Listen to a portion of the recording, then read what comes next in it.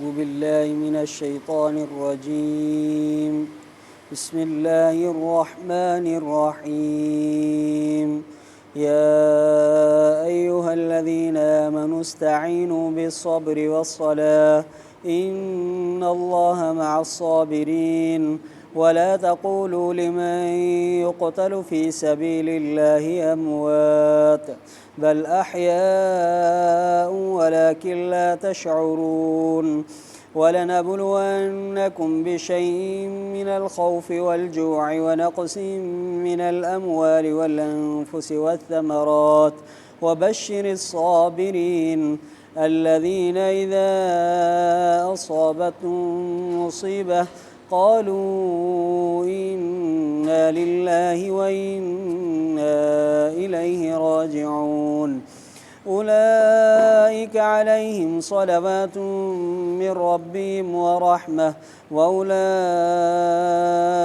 هم المهتدون إن الصفا والمروة من شعائر الله فمن حج البيت أو اعتمر فلا جناح عليه أن يطوف بهما ومن تطوع خيرا فإن الله شاكر عليم إن الذين يكتمون ما أنزلنا من البينات والهدى من بعد ما بيناه للناس في الكتاب أولئك يلعنهم الله ويلعنهم اللاعنون إلا الذين تابوا وأصلحوا وبينوا فأولئك أتوب عليهم وأنا التواب الرحيم إن الذين كفروا وماتوا وهم كفار أولئك عليهم لعنة الله والملائكة والناس أجمعين خالدين فيها لا يخفف عنهم العذاب ولا هم ينظرون وإلهكم إله واحد لا إله إلا هو الرحمن الرحيم صدق الله العظيم. ईमान वारो मदद तलब कयो तव्हां सबुर सां ऐं निमाज़ सां। बेशक अल्लाह ताला सबुर कंदड़नि सां गॾु आहे। ऐं न चओ तव्हां उन्हनि माण्हुनि जे लाइ जेके क़तल कया था वञनि अल्लाह ताला जे रस्ते में त मुअल आहिनि, बल्कि ज़िंदा आहिनि पर तव्हां नथा ॼाणो। ऐं अलबत ज़रूरु आज़माईंदासीं असां तव्हांखे कंहिं शइ सां ख़ौफ़ खां ऐं बुख सां ऐं मालनि जे खुटाइण सां ऐं नफ़्सनि जे खुटाइण सां मेवनि जे खुटाइण सां ख़ुशख़बरी ॾे तूं सबुर कंदड़नि खे। उहे माण्हू जॾहिं पहुचे थी इन्हनि खे का मुसीबत त चवनि था बेशक असां अल्लाह ताला जे लाइ आहियूं ऐं बेशक असां इन जे तरफ़ मोटंदड़ आहियूं। इहे आहिनि जो इन्हनि ते आहे मग़फ़िरत इन्हनि जे रब जे तरफ़ां ऐं रहमत, ऐं इहे ई हिदायत वारा आहिनि। बेशक सफ़ा ऐं मरवो अल्लाह जे दीन जे निशानियुनि मां आहिनि। पोइ जेको माण्हू हज करे बैतुल्लाह जो या उमिरो करे पोइ नाहे हरज इन ते तवाफ़ करणु इन्हनि ॿिन्ही जे सां। ऐं जंहिं नफ़ली इबादत कई या भलो कई इज़ाफ़ी अमल कई त भलो आहे इन जे लाइ। पोइ बेशक अल्लाह ताला शुकुर जो बदिलो अता कंदड़ आहे, ॼाणंदड़ आहे। बेशक जेके माण्हू लिकाइनि था, जेको नाज़िल कयोसीं असां चिटनि दलीलनि खां ऐं हिदायत खां बाद उन जे जो बयानु कयोसीं असां इन खे माण्हुनि जे लाइ किताब में, इहे आहिनि जो लानत करे थो इन्हनि ते अल्लाह ऐं लानत कनि था इन्हनि ते लानत कंदड़। मगर जिन माण्हुनि तौबा कई ऐं सुधारियऊं, ठीकु कयूं ऐं बयानु कयूं, ज़ाहिर कयूं, पोइ इहे आहिनि जो तौबा क़बूल कंदुमि मां इन्हनि ते ऐं मां तौबा क़बूल कंदड़ महिरबान बाझारो आहियां। जिन माण्हुनि कुफ़ुर कयो ऐं मरी विया हालांकि काफ़र हुया, इहे आहिनि जो इन्हनि ते आहे अलाह जी लानत ऐं मलाइकनि जी ऐं माण्हुनि समूरनि जी, हमेशह रहंदा इन्ही में, न हल्को कयो वेंदो इन्हनि खां अज़ाब ऐं न डर ॾिना वेंदा। इलाह तव्हांजो इलाह हिकिड़ो आहे, नाहे कोई बि इलाह महबूद मगर इहो महिरबान बाझारो आहे।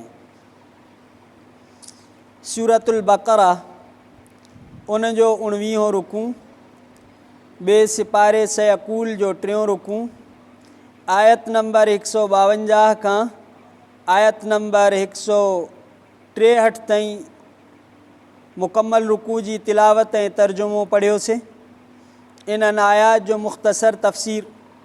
पहिरीं आयत में अल्लाह ताला फ़रमायो त मदद तलब कयो ॿिनि कमनि सां, मसाइब में, मुश्किलात में, तकलीफ़ुनि में, ॿिनि शयुनि सां अल्लाह ताला खां मदद घुरो, हिकिड़ो सबुर सां ऐं ॿियो निमाज़ सां।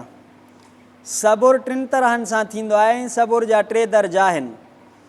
पहिरें नंबर ते गुनाहनि खां रोके रखणु, गुनाह खां बचण ते सबुर करणु पहिरियों दर्जो आहे। ॿिए नंबर ते अल्लाह जे फ़र्माबरदारी, इताअत ऐं आमाल सालिहा ते पंहिंजो पाण खे रोके रखणु, उन ते सबुर करणु, इहो जेको आहे सबुर जो ॿियो दर्जो आहे। सबुर जो 3 दर्जो आहे, जॾहिं का मुश्किलात, का मुसीबत, का तकलीफ़ अची वञे, उनखे अल्लाह जे तरफ़ां सम्झणु ऐं उन ते सबुर करणु, इहो सबुर जो 3 दर्जो आहे। ऐं असां में मशहूरु सिर्फ़ु इहो ई दर्जो आहे त सबुर इन्ही खे चइबो आहे, हालांकि सबुर जा 3 दर्जा आहिनि। अल्लाह ताला फ़रमायो मुश्किलात ऐं मुसीबतुनि जो हल सबुर में आहे ऐं निमाज़ में आहे। हदीस पाक में ईंदो आहे, हुज़ूर सल्लल्लाहु अलैहि वसल्लम खे जॾहिं को मामिलो पेश ईंदो हो त पाण करीम सल्लल्लाहु अलैहि वसल्लम नमाज़ पढ़ंदा हुया ऐं निमाज़ सां अल्लाह जे नबी सल्लल्लाहु अलैहि वसल्लम फ़रमायो, जेकॾहिं तव्हांजे जुती जी कही जी बि तव्हांखे ज़रूरत आहे, उहा बि अलाह खां घुरो। असांजी निमाज़ुनि में उहो तवजो न आहे, असांजे निमाज़ुनि में उहो इख़लास न आहे, असांजे दिलि में उहा तड़प न आहे, तंहिंजे करे पोइ असांजा मसइला हल कोन था थियनि। पोइ असां आमिलनि वटि, पोइ मौलवियुनि वटि साईं वज़ीफ़ो ॾिजो। निमाज़ खां मथे कहिड़ो वज़ीफ़ो थी सघे थो? इन में सभु वज़ीफ़ा अची था वञनि। क़ुर शरीफ़ जी तिलावत थी अचे, तस्बीह थी अचे, अल्लाह जी अज़मत थी अचे, हुज़ूर सल्लल्लाहु अलैहि वसल्लम ते दुरूद शरीफ़ पढ़िजे थो, माण्हू झुके थो, इन खां मथे कोई वज़ीफ़ो कोन्हे। मसाइब में, मुश्किलात में निमाज़ वॾो वज़ीफ़ो आहे। ऐं असांजे घरनि में, असांजे औलाद में, असांजे औरतुनि में, असांजे मर्दनि में निमाज़ न आहे। पोइ बावजूदि इन जे जो दुनिया जी असां वटि फरावानी आहे, दुनिया जा असबाब तमामु घणा आहिनि, पर सुकून कोन्हे को, न घरनि में सुकून, न ज़िंदगी में सुकून, जो त असां वटि निमाज़ ई कोन्हे, असां वटि सबुर ई कोन्हे को। अल्लाह ताला फ़रमायो त इन जे मुश्किलात जो हल इहो सबुर ऐं निमाज़ आहे, ऐं अल्लाह ताला सबुर कंदड़नि सां गॾु आहे। ॿी नंबर आयत जेका आहे, वला तक़ूलू लिमन युक़्तल फ़ी सबीलिल्लाहि अमवात, जेके अल्लाह जे रस्ते में शहीद कया था वञनि, क़तल कया था वञनि, इन्हनि खे तव्हां मुअल न चओ। मौत इन्हनि ते आई आहे, पर असांजे हिकिड़ी जेका तबई मौत हूंदी आहे, उन्हनि जी मौत अहिड़ी न आहे। इन्हनि खे शहादत फ़ी सबीलिल्लाह मिली आहे, इहा जेका तबई मौत आहे, उन्हनि खे अहिड़ी मौत न आहे, पर इन्हनि खे अल्लाह वटि ज़िंदगी आहे, पर उन ज़िंदगी जो अहसास ऐं शऊर ऐं ॼाण तव्हांखे न आहे। हदीस पाक में ईंदो आहे, शुहदा जा रूह अल्लाह ताला जन्नत जे सावन पखियुनि जे गुजनि में विझराए छॾींदो आहे, पोइ जन्नत जे फानूसनि में वेहंदा आहिनि, जन्नत में जिथे घुमणु चाहिनि घुमंदा आहिनि, जेको वणेनि खाइणु चाहिनि खाईंदा आहिनि। त इहा शुहदा सां अल्लाह ताला जी महिरबानी आहे। शुहदा खे अल्लाह ताला फ़रमाईंदो आहे, का तमन्ना कर, को मुतालबो। रब साईं खे अर्ज़ु कंदा आहिनि, रब साईं जन्नत बि ॾिनई, पंहिंजो रज़ामंद ऐं ख़ुशनूदी बि ॾिनई, कहिड़ो मुतालबो कयूं? अल्लाह साईं बार बार उन्हनि खे इसरार फ़रमाईंदो आहे त मुतालबो, को सवाल, जॾहिं अल्लाह ताला बार बार फ़रमाईंदो आहे, पोइ रब साईं जे आॾो तमन्ना कंदा आहिनि, रब साईं हिन जिस्म में वरी रूह अचे ऐं दुनिया में ज़िंदगी मिले, वरी शहादत मिले, जेको शहादत में असांखे मज़ो आहे, अहिड़ो को बि ॿियो को मुतालबो कोन्हे को। अल्लाह ताला फ़रमायो। ऐं इहा आयत नाज़िल थई बदर जे शहीदनि जे बारे में, त उते मुनाफ़िक ऐं मुशरिक चवनि पिया त इन्हनि पंहिंजी ज़िंदगी ज़ियान करे छॾी, पंहिंजो पाण खे माराए छॾियऊं, पंहिंजो पाण खे क़तल कराए छॾियऊं। नबी सल्लल्लाहु अलैहि वसल्लम जे कढ, हुज़ूर सल्लल्लाहु अलैहि वसल्लम मोहम्मद सल्लल्लाहु अलैहि वसल्लम जे कढ पंहिंजी ज़िंदगी ज़ियान करे छॾियऊं। अलाह ताला फरमायो त हिन जी ज़िंदगी ज़ियान न आहे, इहा मुनाफ़िक़नि जी बकवास आहे, या मुशरिकनि जी बकवास आहे, इहे त पंहिंजे रब वटि ज़िंदा आहिनि, हयात आहिनि। वलनबलुअन्नकुम बिशैइन मिनल ख़ौफ़, अलाह ताला फरमायो बाक़ी तव्हांखे ज़रूरु आज़माईंदासीं ख़ौफ़ सां। ख़ौफ़ मां मुराद दुश्मन, कॾहिं ॾिसंदा आहियो दुश्मन जो अटैक थींदो आहे, दुश्मन जो हमिलो थींदो आहे, इहा आज़माइश। वलजू, बुख सां, कॾहिं कहत साली, ॾुकर, इहा आज़माइश।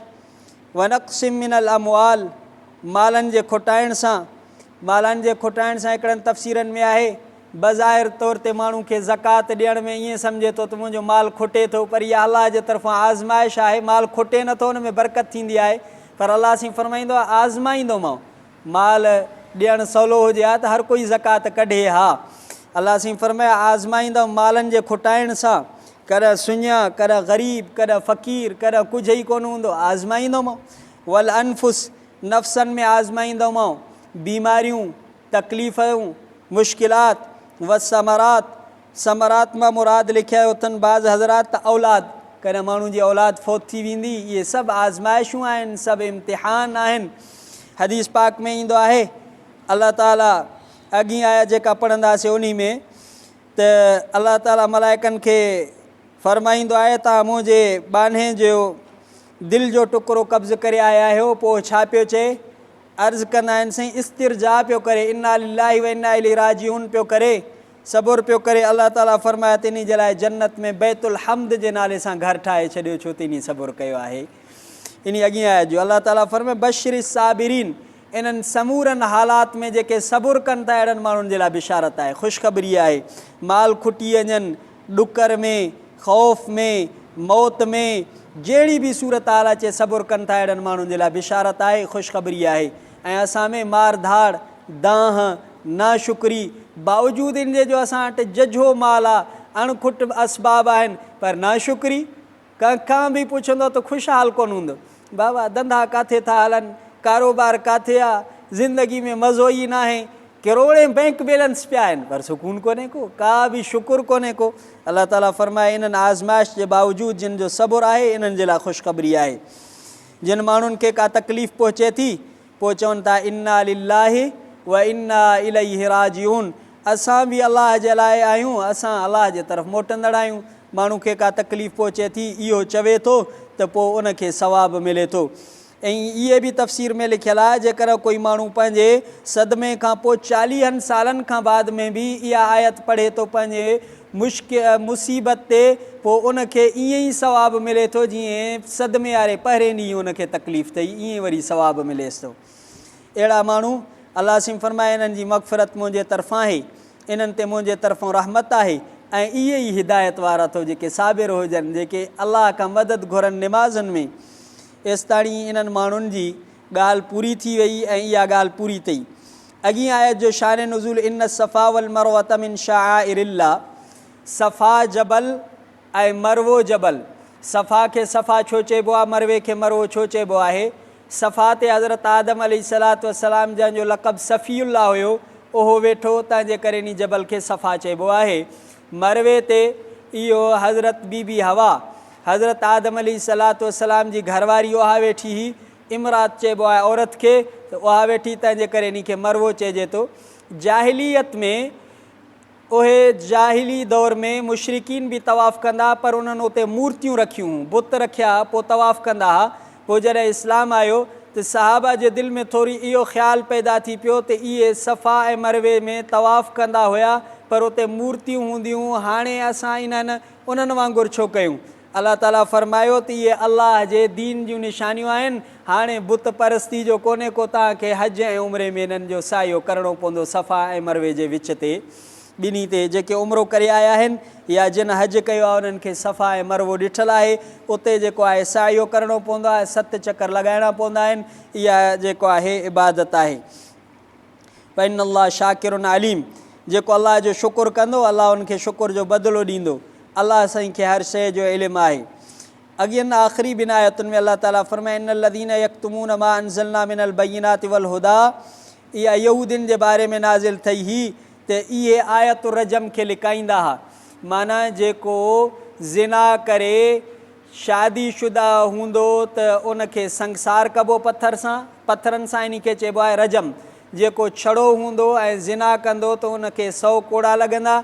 पोइ यहूदी छा पिया कनि, नबी सल्लल्लाहु अलैहि वसल्लम वटि अहिड़े क़िस्म जो फ़ैसिलो आयो, पोइ इन तौरात में जेका आयत रजम हुई उन ते हथु रखी करे लिकाइनि पिया। अलाह ताला फरमाए इन्नल्लज़ीन यक्तुमून, जेके माण्हू लिकाइनि था अलाह जे आयतुनि खे, अलाह जे अहकामनि खे, बाद इन्हनि जे लाइ जो असां वाज़े कयोसीं, इन्हनि जे लाइ बयानु कयोसीं, अहिड़नि माण्हुनि ते अलाह जी लानत आहे। हाणे हक़ लिकाइणु, हक़ खे बयानु न करणु चंद टकनि जे करे ऐं पंहिंजी रियासत जे करे, इन ते अलाह जी लानत आहे ऐं पूरी मख़लूक जी लानत आहे अहिड़नि माण्हुनि ते जेके हक़ खे लिकाइनि था। पर जेके माण्हू तौबा ताइब थियनि था, पंहिंजो पाण खे सुधारिनि था, अलाह जे अहकामनि खे बयानु कनि था, पोइ अलाह साईं फरमाए त अहिड़नि माण्हुनि जी मां तौबा क़बूल कयां थो, छो त मुंहिंजी सिफ़त आहे तव्वाब, माना तौबा खे क़बूल कंदड़। मुंहिंजी सिफ़त आहे रहीम, महिरबान। कोई तौबा करण वारो हुजे त मां उन जा गुनाह माफ़ करे तौबा खे क़बूल कयांसि। जेके माण्हुनि आख़िरी आयत में इन्नल्लज़ीन कफ़रू व मातू व हुम कुफ़ार, जेके माण्हू दुनिया में कुफ़ुर कयूं ऐं मौत बि उन्हनि जो कुफ़ुर ते आयो, अहिड़नि माण्हुनि ते अलाह जी लानत आहे, मलाइकनि जी लानत आहे, समूरनि माण्हुनि जी लानत आहे। काफ़रनि ते अलाह जे तरफ़ों लानत, मलाइकनि जे तरफ़ों लानत।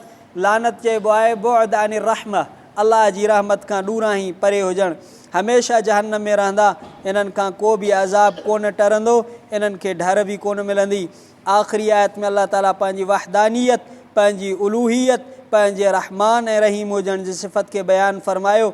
इलाहुकुम इलाहुं वाहिद, तव्हांजो इलाह हिकिड़ो आहे, महबूद हिकिड़ो आहे, कोई बि कोन्हे को, अलाह अकेलो अथव, वाहिद अकेलो, कोई बि उन सां शरीक कोन्हे। ला इलाहा इल्ला हुवर रहमानुर रहीम, नाहे कोई बि इलाह, नफ़ी आहे, ला इलाह कोई बि महबूद कुल काइनात में कोन्हे, इल्ला हुवर रहमान अर रहीम, अलाह आहे जेको महिरबान बि आहे, बाझारो बि आहे। अलाह ताला असांखे कलाम मुक़द्दस जे सम्झण जी तौफ़ीक़ अता फ़रमाए। ज़िंदगी रही त वरी इंशाअल्लाह ताला अॻियूं रुकूं सुभाणे तिलावत कंदासीं। रब्बना तक़ब्बल मिन्ना इन्नका अंतस समीउल अलीम व तुब अलैना इन्नका अंतत तव्वाबुर रहीम। सल्लल्लाहु तआला अला खैर खल्क़ि मुहम्मद सल्लल्लाहु अलैहि व आलिहि व अस्हाबिहि व अज़वाजिहि व ज़ुर्रिय्यतिहि अल बैति अजमईन बिरहमतिका या अरहमर राहिमीन। ला इलाहा इल्लल्लाह मुहम्मदुर रसूलुल्लाह सल्लल्लाहु अलैहि वसल्लम।